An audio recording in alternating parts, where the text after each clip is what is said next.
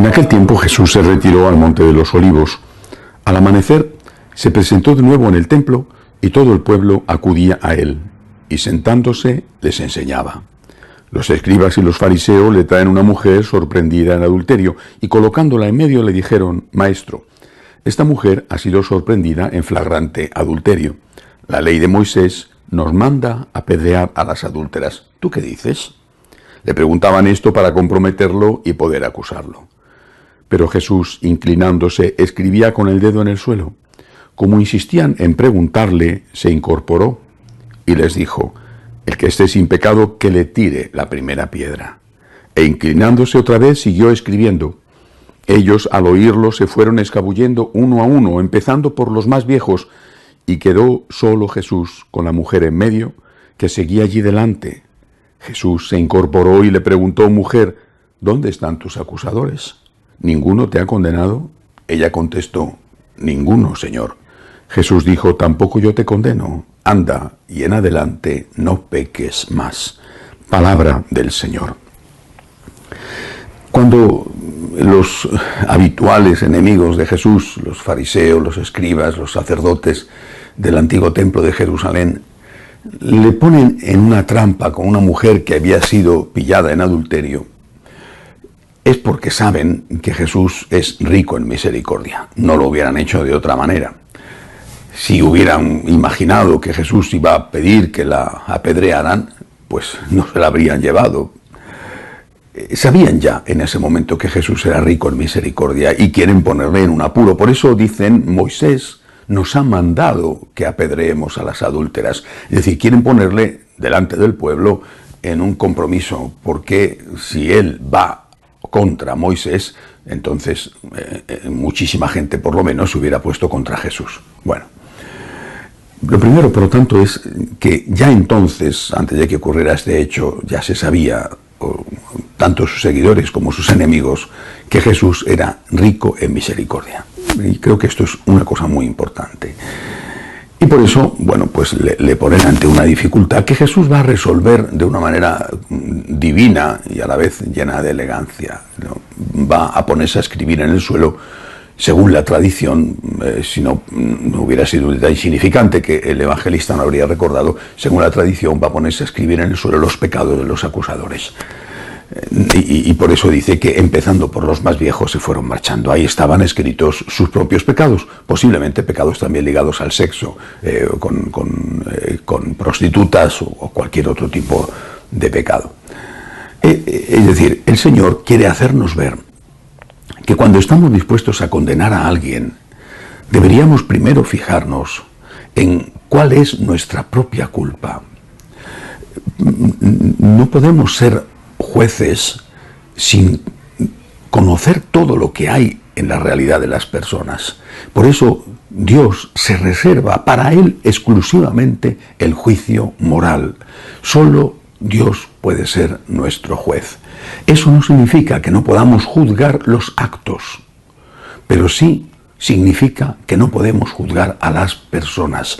Naturalmente, un juez civil, un juez que tiene que sentenciar, pues también está juzgando los actos. Esta persona ha cometido un crimen, esta persona ha hecho un robo, está juzgando los actos. Bueno, nosotros, como no tenemos esa responsabilidad, no tenemos que dictar sentencias, pero sí podemos también juzgar los actos. El adulterio está mal, por ceñirnos al ejemplo del Evangelio de hoy. El adulterio está mal. Ahora, sabiendo que no podemos juzgar a las personas, tenemos que tener en cuenta que lo mismo que nos gustaría que nos trataran a nosotros, debemos tratar nosotros a los demás. Generalmente con nosotros aplicamos una vara de medir diferente de la que aplicamos al otro, porque tenemos en cuenta seguramente no solo nuestro interés personal, sino unas circunstancias que los demás no conocen. Y cuando hacemos algo, sabemos que a lo mejor eso tiene un origen en la infancia, quizá estuvo motivado por una acuciante necesidad, y nos convertimos en personas tolerantes, a veces en demasía, en exceso, con nosotros mismos, mientras que nos convertimos en personas rigurosas con los demás. Por eso el Señor en otra ocasión dijo: fíjate primero en la viga que tienes en tu ojo, antes de fijarte en la paja que tiene tu hermano en el suyo. Y también nos enseñó, la medida que uses, la usarán contigo. Usa, por lo tanto, con los demás una medida de generosidad, una medida de misericordia, porque te conviene utilizar esa medida para que esa medida, Dios por lo menos, y quizá también los demás, la usen contigo. Esto es tan importante que el Señor una y otra vez vuelve en su enseñanza a este punto del perdón. Es una característica esencial del cristianismo, tanto que en el Padre Nuestro condiciona, y nosotros al rezarlo nos autocondicionamos, el perdón que tenemos que recibir de Dios al perdón que hayamos recibido. Perdónanos como nosotros perdonamos. Por lo tanto, ayúdate a ti mismo en el juicio que tendrá lugar ante Dios y quizá también ante el prójimo, siendo una persona misericordiosa. Dicho esto, hay que añadir, para evitar equívocos, confusiones en las cuales algunos deliberadamente caen, hay que añadir que Jesús no le dijo a la adúltera, una vez que se hubieron marchado sus acusadores, no le dijo a la adúltera, aquí no ha pasado nada.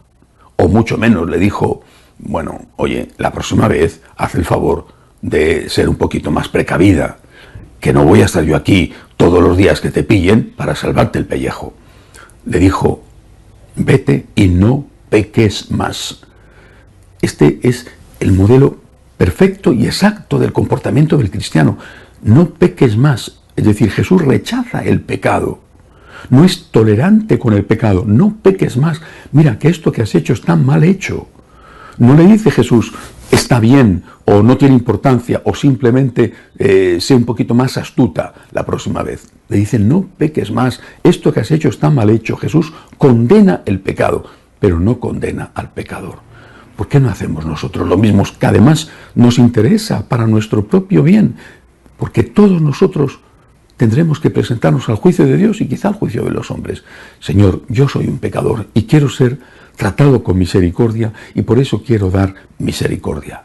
No tolerancia, porque tú, Señor, no fuiste tolerante con el pecado, pero fuiste misericordioso con el pecador.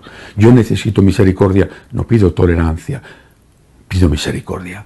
Así pues, hagamos nosotros lo mismo porque nos conviene a nosotros mismos hacerlo y porque es seguir el ejemplo que practicó el Señor, por ejemplo, perdonando a sus enemigos en la cruz, y la enseñanza que nos dio el Señor, siendo misericordiosos como el Padre Celestial es misericordioso. Ayúdate a ti mismo, siendo misericordioso con los demás.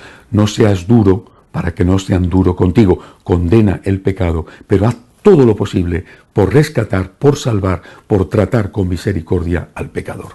Que así sea.